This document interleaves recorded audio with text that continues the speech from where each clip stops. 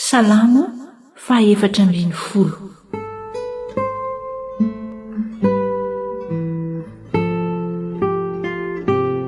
Ny faharatsian'ny olona sy ny fanirian'ny sasany famonjena.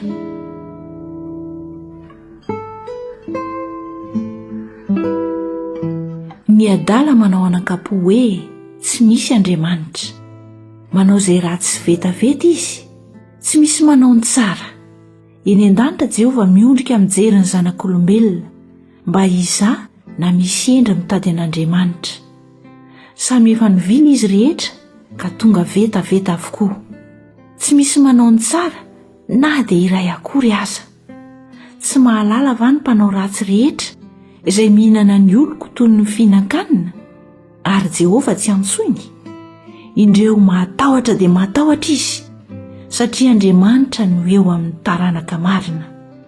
Na dia voananareo aza amin'ny fisainany ory, Jehovah kosa no arony.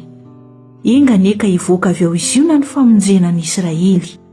Raha ampodiany Jehovah avy amin'ny fahababoana ny olony, dia ho faly Jakoba ary ho ravoravo Israely.